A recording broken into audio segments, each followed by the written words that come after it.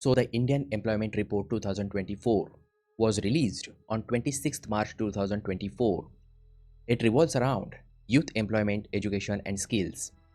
It was prepared jointly by the Institute for the Human Development and the International Labour Organization. It has analyzed trends and patterns of the Indian labour market for 2 decades, including the COVID-19 years. This report listed the emerging characteristics of employment challenges now confronting the economy as well as the impact of the growth on employment. So, what are the key findings of the report? The report's authors note that the proportion of India's working age population, that is from 15 to 59, increased from 61% in 2011 to 64% in 2021 and is projected to reach 65% in 2036. About 7 to 8 million young people are added each year to the labor force.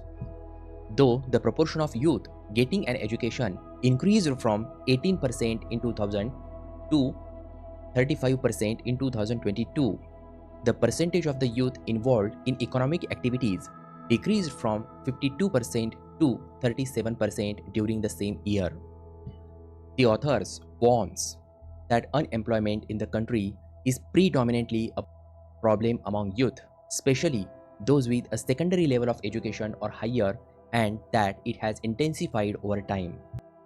In 2022, the share of unemployed youth in the total unemployed population was 82.9%.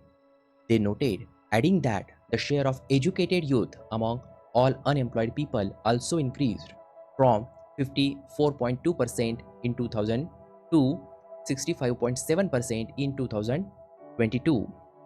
Also, among the educated unemployed youth, women accounted for larger share than men.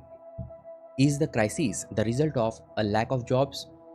It's a question of both lack of opportunities and unemployability of educated youth due to poor quality of education. The government must ensure that the development of skills was separated from formal education.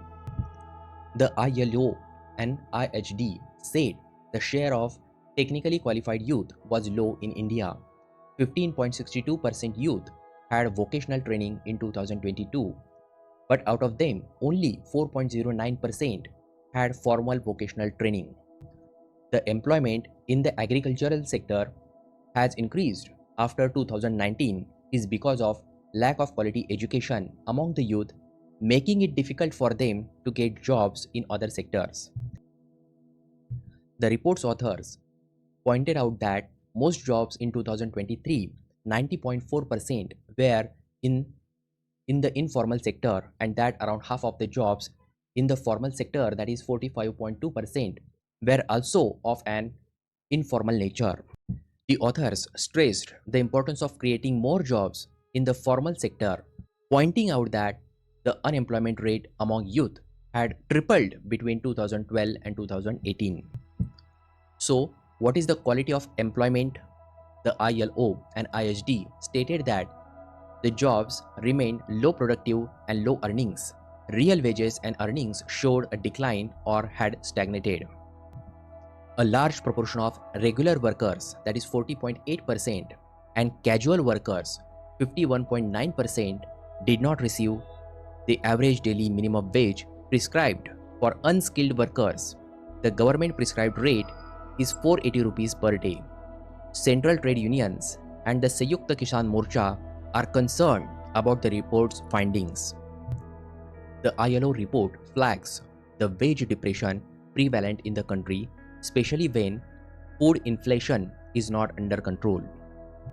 Youth residing in the southern, western, and northeastern regions had greater probabilities of being in the formal employment, they noted, also flagging the larger presence of socially marginalized youth in informal jobs. Why are jobs scarce in the formal sector? Trade unions contend that thousands of the posts have not been filled for years, and the policy of letting one-third of the vacancies lapse after retirements have resulted in the decrease of formal employment. The trend of contractual appointments and clamor for consultancies are also blamed for deep informal jobs.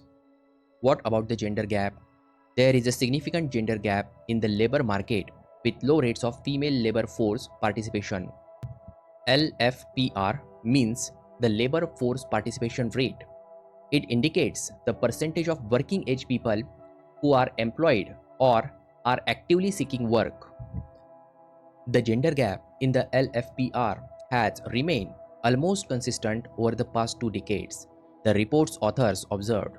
In 2022, the LFPR of young men at 61.2% was almost 3 times higher than that of young women at 21.7%, and the gender gap was similar in both rural and urban areas. Young women are more likely to engage in agriculture than young men, they said. What has the report recommended? India was expected to have a sustained economic growth of 5 to 6% in the next 15 years or so, the report's authors noted. Rapid technological changes and high growth have increased the gap between skill supply and demand, they said, urging policymakers to take adequate steps to ensure rapid integration of youth into the labor market through well targeted supply and demand measures.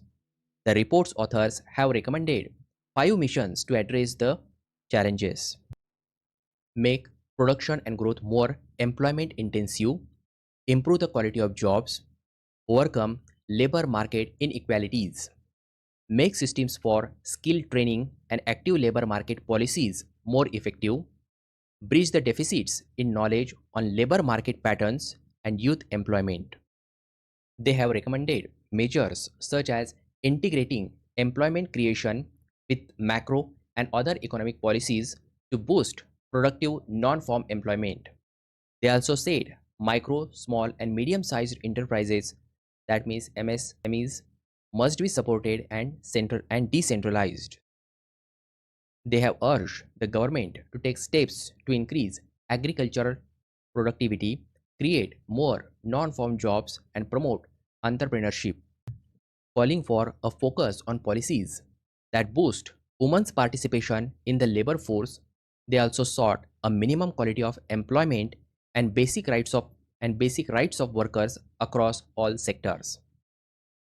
So thank you very much.